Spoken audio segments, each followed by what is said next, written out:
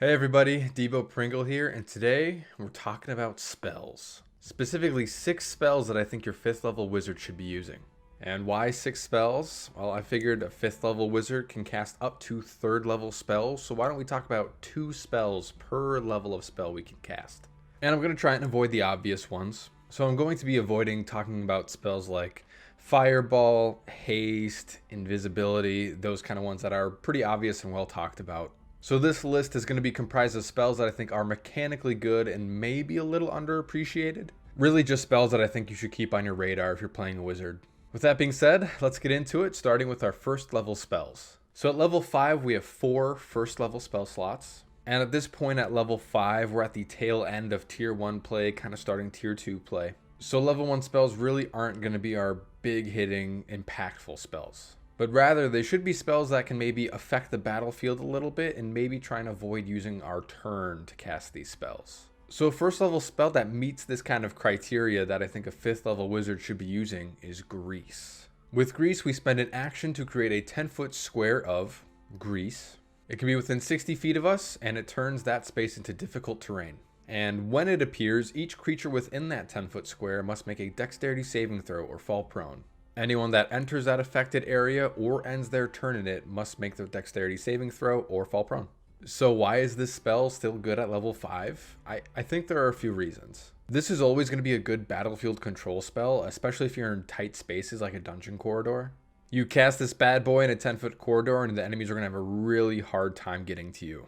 So not only does it provide that battlefield control, it can also just help keep you safe. You could even cast this on a couple enemies that are in melee with some of your party members.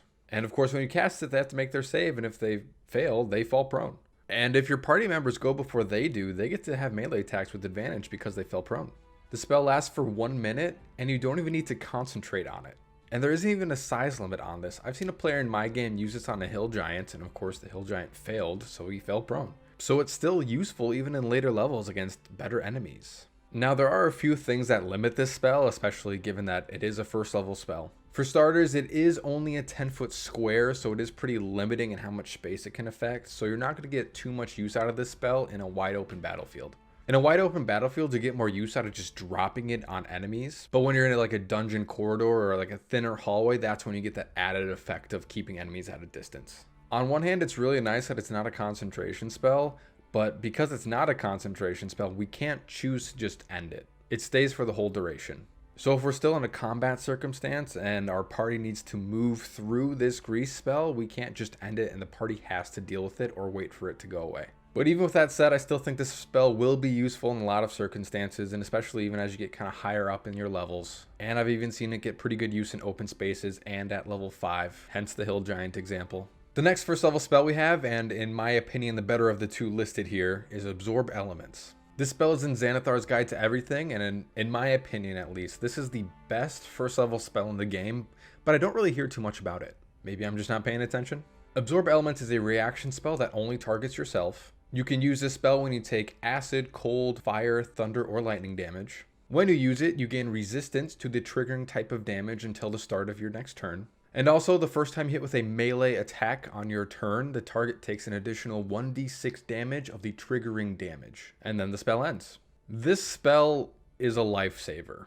Whether it's a fireball spell, a dragon's breath, or even a chain lightning or a meteor swarm, this spell is super useful. And it actually only gets better the more difficult enemy that we face. The more damage we take, the more damage we would resist with Absorb Elements. I'm not really sure there's a 1st level spell that's kind of like that. Not only that, but this doesn't take up any of our turn, it's a reaction. I've seen players get extensive use out of this spell, even at tier 4 when they're using it against Meteor Swarm for the 20d6 fire damage they're about to take. Also keep in mind that this spell specifies melee attack for the additional 1d6 damage. So that includes melee spell attacks, it's not restricted to only melee weapon attacks. A bit of a drawback with this spell is that it does take your reaction. So if an enemy casts an important spell between the time you use this reaction and the start of your next turn, you wouldn't have your reaction for like a counter spell or something. But that's not too bad of a drawback. There's definitely more positives than negatives with this spell, so I definitely recommend having this on your wizard. Moving on to 2nd level spells, and at 5th level we have 3 2nd level spell slots. So we might want to be a little more careful with these spells, we want them to be more impactful. The first second level spell that I'd recommend running on your wizard is Grease's big brother, Web.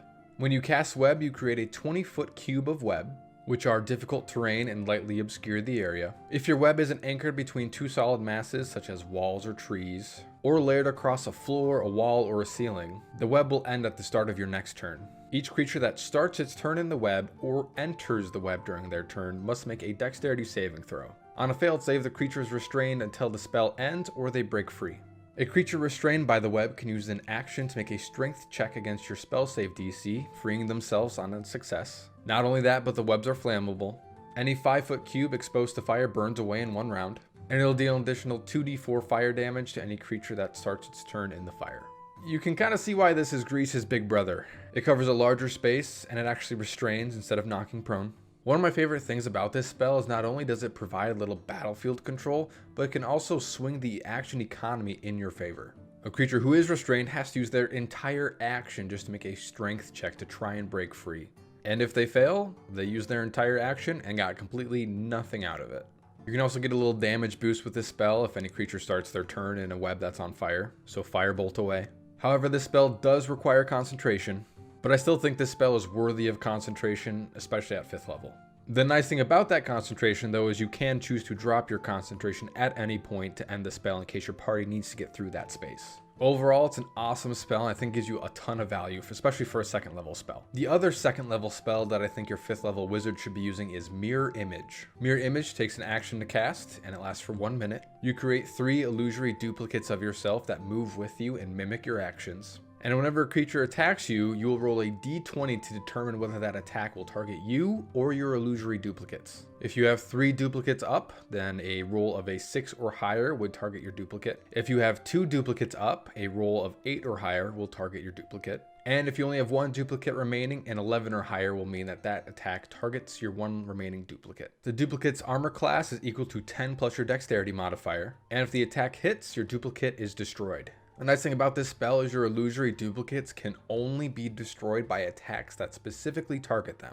They ignore all other damage and effects, so they won't be destroyed by something like a fireball spell. They'll just ignore that. However, a creature is unaffected by this spell if they rely on something other than sight.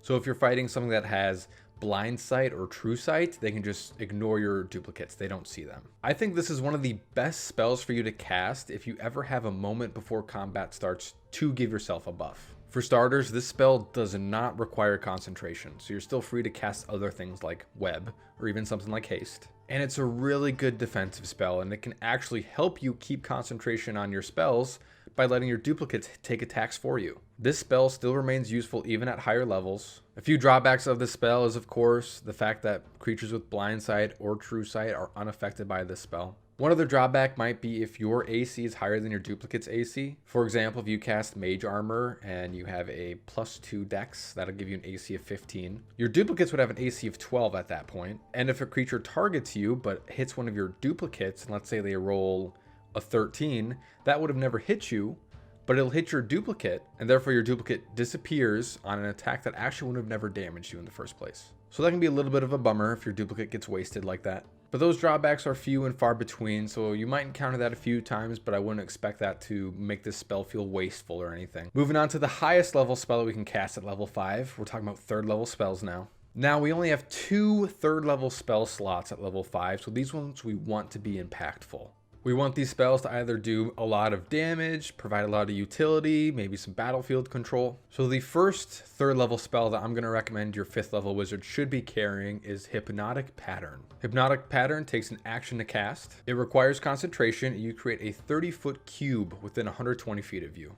Each creature in the affected area must make a wisdom saving throw. If they fail, they are charmed. And while charmed by this spell, they are incapacitated and have a speed of 0. This spell is going to make your dungeon master rethink how they set up combat encounters. I would know because that has happened to me on 2 separate occasions. If you start a combat and you're up first and all the enemies are all bunched up, cast this spell and ruin their day.